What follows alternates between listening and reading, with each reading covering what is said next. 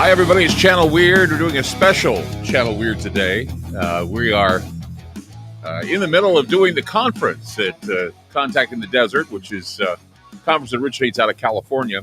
And so we are going to do a shorter version of Channel Weird today. And but we have a special guest that we're very excited to have on the program. And it's kind of like Bigfoot. We see him every once in a while, but we don't talk to him as much as we should. And that is, of course, Mr.Lobo from Cinema Insomnia, one of my favorite horror hosts. And I just thought it'd be fun to have him on and do some commentary for us and talk about what's going on in his world. Hey, Mr. Lobo, you there? Greetings, Clyde. It is a pleasure to be back with you in the great beyond. So good to have you here. I'm glad to see you're still doing what you're doing. And, I've always told 20 years now. How many years? 20 years now. See, 20 years. That's amazing because I remember... I think I told you once, I said, one of the things I've always wanted to be is a horror host, or at least a horror host that, looks back with fondness at some of these older movies, these old films. And you do that, and I think that's an amazing thing. So you've been doing it for 20 years. What got you started in doing this? Well, of course, I think we all grew up with creature features. Well, I grew up with creature features. I'll speak for myself. But I loved horror hosts. I love horror movies. I just love movies in general, but of course, loving movies doesn't mean a thing is going to happen where you're going to host movies. But I wrote for a magazine called Planet X, and we interviewed Bob Wilkins, who was my childhood horror host on Creature Features, and we did a live show where we recreated the old days of Creature Features, and I wrote some jokes for Bob. And Bob encouraged me. He said, you should get out in front of a camera and host movies. I'm like, Bob, they don't do that anymore. And he's like, well, maybe they should. And so 8 years later, after that, I worked at a television station, and they had an overnight movie in 2001. They had an overnight movie that ran 25 minutes short. And I went to the general manager's office, and I said, you've got 6 and 8 minute commercial breaks in this movie overnight. Have you ever sat through a 6.5 minute commercial break? Maybe we can fill that time with something more interesting. And they didn't care, which was the best license ever. And we started at that ABC affiliate. We went into syndication and on, and here we are. Still was doing that it. That was KXTV, right? Or that was KXTV. Mm-hmm. Right. Yes. And it's really awesome the way these stories transpire, because it's true. I mean, back in the day, they had to fill a lot of time, and the sad thing is a lot of people have rejected the idea that local programming. They said, well, local programming doesn't bring in the money, but I was saying the thing I loved was when I was a kid, I would go and deliver my newspapers. And we used to have a thing called Science Fiction Double Feature, or Science Fiction Theater. It was on Saturdays on KTVX Channel 4. And at one time, they had the overnights were hosted by a guy by the name of Dr. Volopak. And it was a guy named Larry Johns. Yeah. I worked with him. It was Larry Johns was his name. He was Dr. Volopak. And he also doubled as a child host, a children's host on a show called Hotel Balderdash. And I knew it was him because I could tell his body form, his body shape. But it was really awesome because I got to talk to him about some of the movies that he put out. And that made me a lover of this kind of genre of film. And I wrote my own fanzine at one time and did my own little horror film called Nightfall, which starred Jeff Rector and a few other people. In fact, Dave Hayter, who went on to do anime. He was in it, a few other people. We need to get this on Cinema Insomnia. Oh, you should. It's a trauma film. I mean... I'll have to talk to Lloyd. Maybe we talk to Lloyd, and maybe even Toxic Avenger 4, because that's the one I'm on. I feel bad, though, that I have nothing to do with the new reboot, because I haven't said anything. I know that I helped do the sizzle reel to get Toxie out of the independent cinema into the major cinema. And I think Peter Dinklage is going to be playing the part of Toxie. I think he's going to do the voice, though. I have a feeling. I just don't see the Toxic Avenger being dwarfed. I just don't. No, I think it's the other way around. I think they're going to do a reversal on Lord of the Rings, where they proportionately make him bigger than everyone else, which would be very, I think, fun for him to finally be taller than everyone. That would be great if they did that. I mean, I don't know how they're going to pull it off. He could play the nerd. Yeah. He could play the Toxie who's getting pushed, or a Melvin who's getting pushed around by the jocks or whatever at the Right. health club. And then when Right. he falls in the toxic waste, they could just digitally make him larger and buffer than everyone. I think that would Well, be beautiful if they did it like that. I'm looking forward to it. I hope that I hope maybe I could go to the premiere. That'd be fun, just to just to have a little bit of nostalgia in my life and go back and They look at need the they need a they need a they don't shouldn't have a red carpet though. It should be like a slime green carpet. You slip know? and slide. It'll Yeah, be a slip and slide. It'll be toxic green sludge, and we'll just slide into yeah. go see the Toxic Avenger. That'd be a lot of fun. But see, that's the thing is that my dream was to do what you do. I wound up being the Toxic Avenger. I think that's the closest I'll ever come to being involved in one of those creature feature type shows. It's very cool. Yeah, I love hearing about your tales as the Toxic Avenger, because that's certainly one of the strongest icons of B through Z movies. So that's very Right. I cool. mean, for all of us. I mean, out of all the movies that you have hosted, what is your favorite? Is it always the worst that's your favorite, or do you have one that you really, really love? We like to say they're not bad movies, just misunderstood. It's true. And Yes. I honestly, all of the movies that I present, as much jokes notwithstanding, you know, the worst films of all time aren't worth making witty commentary about. The Meredith Baxter Bernie Disease of the Week movie, or some romantic comedy with Ashton Kutcher from 10 years ago that nobody remembers the name of. Those are the Right. worst movies of all time, because we can't even remember them. Movies with robots and monsters and kung fu and pirates are good movies, as far as I'm concerned. I know you're a fan of Plan 9 from Outer Space. Oh yes, I'm wearing my shirt today. Well, I got something to show you. This is show Okay. and tell. This, All right. okay, can you see this? Okay. This is the electrode gun. Oh my Okay. God! Really? So Tala puts this against Tor Johnson's neck, and she leads him around, because this is how they reanimate the dead. Oh, This fantastic! is a recreation of the original prop. The Oh, original prop is it's a kid's dart gun from right, either Tom Corbett or Space Patrol, or maybe both. But right, it's a kid's dart gun, and then they left the dart inside the gun, and then they put a piece of rubber hose to cover up the dart right, here, and then right. they took another piece of rubber hose and split it in half to make these parts here. And I That's think they fantastic. probably had Tala hold it because it was kind of small. So Right. having Tala hold it instead of Eros probably made it seem a little bigger and a little more menacing than it really was. But anyhow, Well, this is a little you slice of have the Plan gun. 9. You have the gun, but I think I've done something that you haven't done. Oh yeah.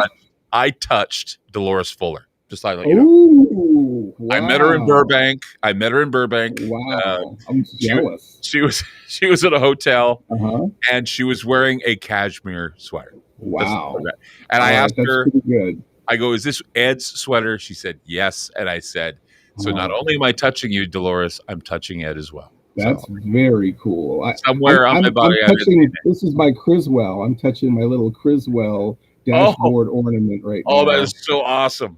That is so awesome. Jeff Carlson makes these, and it's just like it glows in the dark. So he's like my See, little you're deity. you're near all that. I can't even get close. I mean, I have to order my shirts through the mail, and I'm turning my stepson on to old horror films too. Yeah.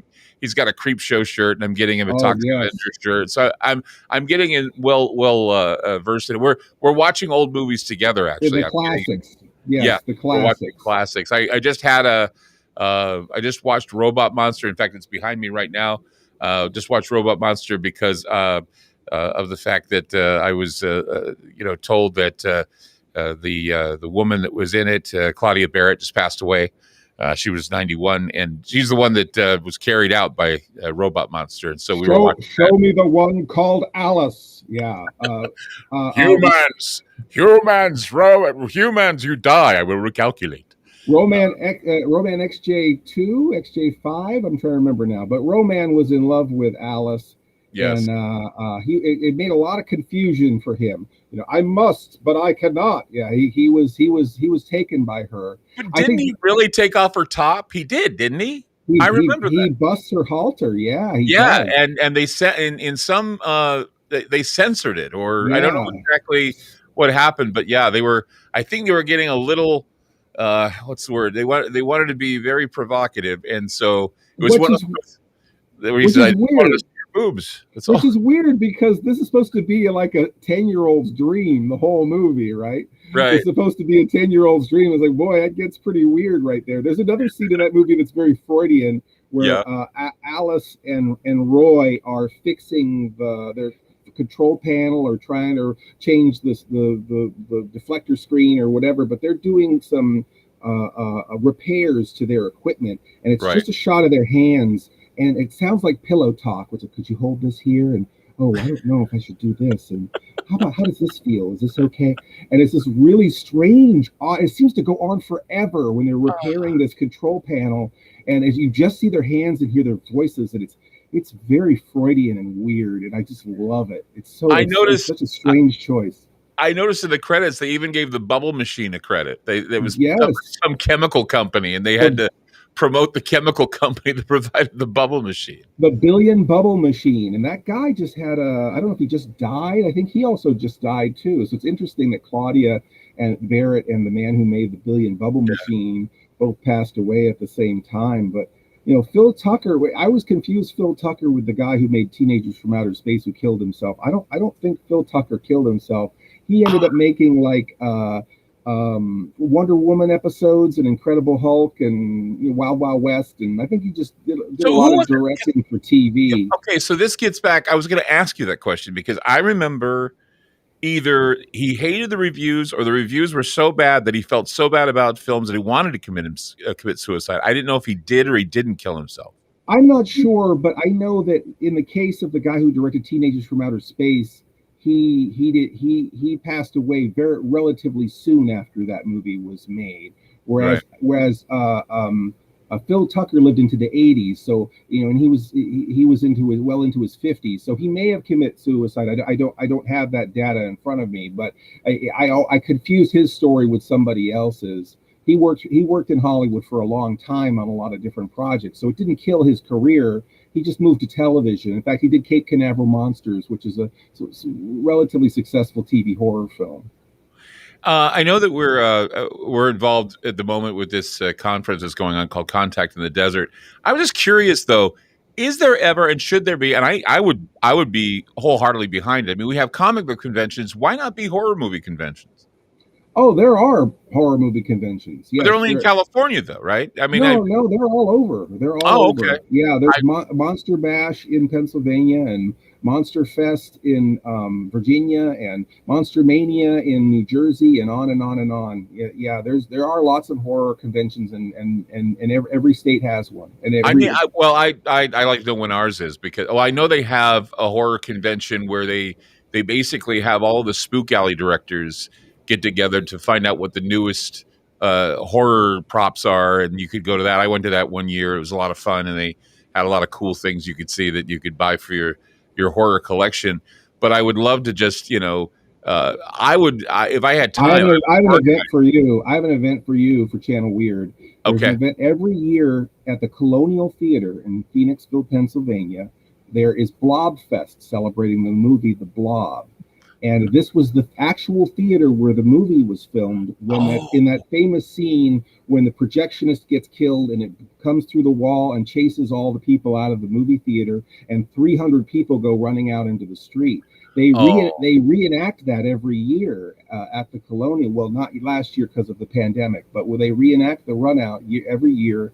They've been doing it for 20 years, and it's an amazing event. There's a whole street fair, and people dress 50s, and there's rockabilly bands and classic cars, and we do double features with the Blob all weekend long. It's a great event, and the original fire truck and some of the original vehicles from the 1958 film are there. So it's just the whole town gets into it. And if you want to see the diner, remember the diner gets attacked by the Blob. You could drive a uh-huh, little ways and see the diner, right. the school, the professor's house. All of the locations from the movie The Blob are within driving distance.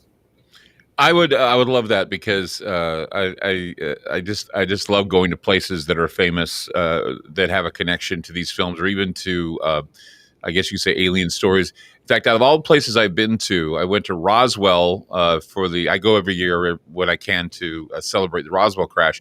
One of the most important places, one of the most significant places in my life where I went was Grover's Mill, New Jersey. Ooh, And yes. I visited there because I was doing a documentary on War of the Worlds. I was actually being interviewed for my views on it. And they flew me out to New York. We had a great breakfast, took a cab out to Princeton. And if you blink your eyes, you see Grover's Mill. It's a little barn, it says Grover's Mill on it. There's the water tower that looked like a tripod that they shot at. And then you go a little bit up the road past this river, and it has this little park. And you go through the park, and buried in the bushes is this monument to Orson Welles. Oh, And it wow. says, here is the spot in 1938 where the aliens invaded Grover's Mill, New Jersey. That's And fantastic. it just felt like hallowed ground to me. It was amazing how I would think as a magical. radio guy, that would be Mecca. Oh, it was. It was to me, and I'm sure going to that theater would be the same.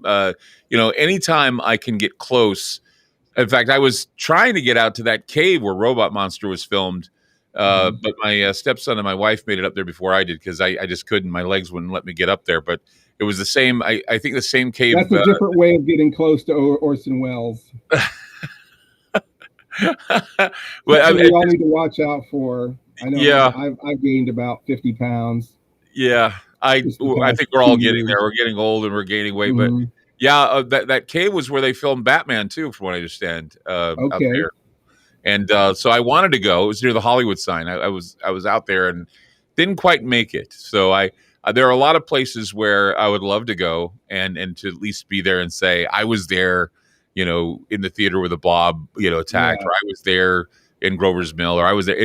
That just to me is probably more like a holy grail than anything else. I've never been to the Exorcist steps or seen the Amityville house. I would love to go to those places. Yeah, and I was in Washington, D.C., and I didn't get a chance to go out there, and I thought about it. I thought, of all the places in Washington, D.C., where do I go? The White House, and it wasn't all that impressive to me. In fact, I wasn't all that impressed with Washington, D.C. You see it in the movies all the time. You see the Washington Monument, and you see all those things, and Ron Patton and I were at the White House, and I just wasn't all that impressed. What we did is we went into this place that was near the White House, and we were actually standing there telling people that we're selling timeshare. We were selling timeshares in the White House. We were standing next to Barbara Bush's funeral book, and we were selling timeshares to the White House. It's really funny. That's how bored we were with Washington, D.C. Wow. So there you go. Wow. A lot of aliens always land on the White House lawn, though, in those old movies. So yeah, they should. Maybe they should land somewhere else. All right, I'm getting a nod. We're going to take a break for just a second. Mr.Lobo is with us with Cinema Insomnia, and we're going to take a break. And coming back, we'll talk more about what he's up to and what he's doing right here on Channel Weird. We'll be right back.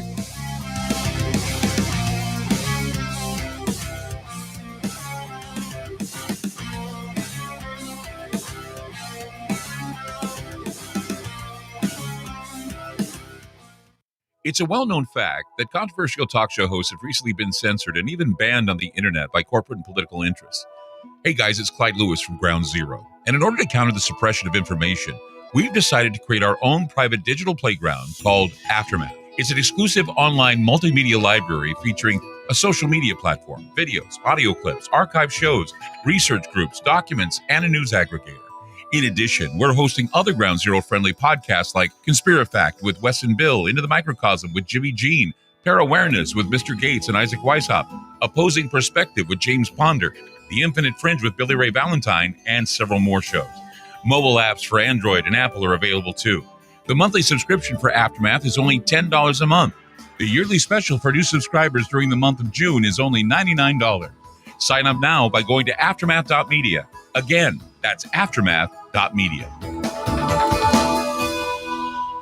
Hey guys, it's Clyde Lewis. Have you ever wanted Ground Zero merchandise but didn't know where to go? Well, I want to let you know that we now have our own online store with such items as t-shirts, hoodies, decals, tote bags, and other exclusive specialty apparel. There's a secure and easy-to-use shopping cart for your purchases. Coming soon will be signed posters and coffee mugs available as we are constantly adding new items. So shop today at the official Ground Zero store by going to groundzeromerch.com. That's groundzeromerch.com.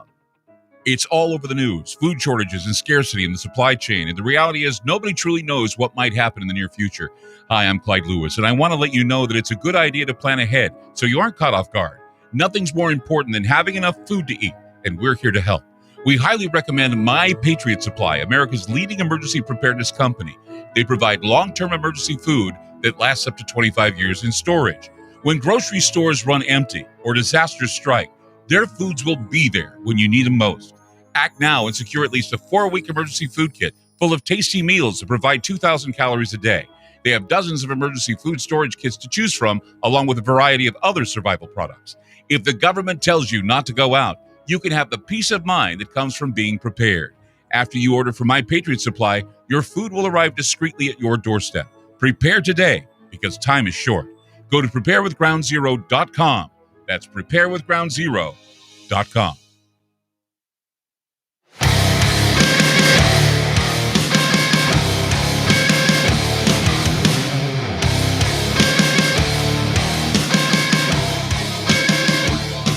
MrLobo with us from Cinema Insomnia on Channel Weird. So good to have him. It's great to be here. Talking about old movies and all kinds of fun stuff. So what are you up to these days? I mean, you're still doing Cinema Insomnia, but yes. How are more and more people going to find out more about Mr.Lobo? Well, I have my own streaming channel called OSI 74, which is for Roku, and it's kind of like a UHF station from an alternate universe. A lot of weird stuff and a lot of stuff that your viewers will enjoy. We're gonna have an app this fall, so it'll be even more accessible. I'm doing a Twitch stream tonight, Twitch TV/Cinema Insomnia. We do double features every Saturday night on Twitch, and I often do a Q&A, a live Q&A with the fans before the films start.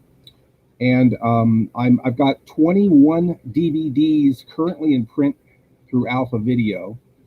I was a huge avid collector of those Alpha Videos, all those old public domain movies and stuff. I never thought my show would be old enough to be to be on Alpha Video, but apparently my show has finally gotten nostalgic enough and old enough to be on Alpha Video. So if you go to oldies.com, you can start your DVD collection, and I think they got a special where you can get like 10 DVDs for $40, so you could really get an instant MrLobo DVD collection.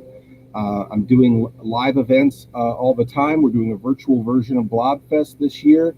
So go to the Colonial Theater website if you're interested in checking out the virtual Blob Fest. Doing conventions, film festivals. I just hosted Critters with the Kyoto Brothers, Critters 1 and 2 at the Mahoning Drive-In. We do events there. Keeping it going, keeping it busy, keeping it lively, making new episodes, celebrating our 20th anniversary of Misunderstood Movies. I think that would be a good time to revive the drive-in. I mean, a lot of people have been going to drive-in movies to see concerts. I just regret the fact that many drive-ins had been taken down.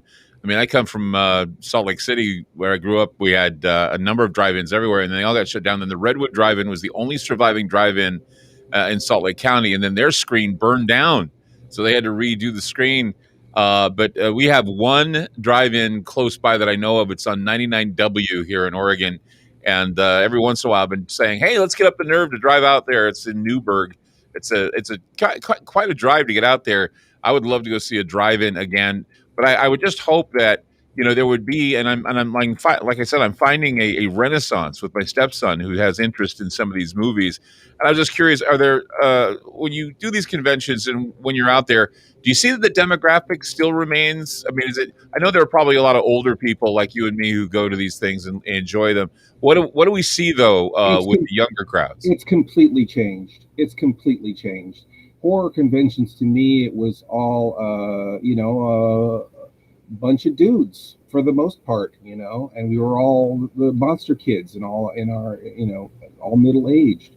Mm-hmm. But things have really changed. I mean, at the Mahoning show, and again, drive-ins are flourishing. The pandemic turned things around for drive-ins. Drive-ins ended up being one of the only places you could go to see a movie during the pandemic. So, when we started going to the Mahoning out here in Pennsylvania we were like, oh, we hope they make it. We're supporting the drive-in. They're packed every weekend now. Yeah. And it's young kids and families and older people, younger people, women, men, all sorts of the full spectrum of cultures, creeds, demographics, lifestyles. It's really amazing how horror films have become, maybe because real life's become so horrible, but Right. horror films have become very mainstream fare that a lot of people enjoy. It's not just a niche audience.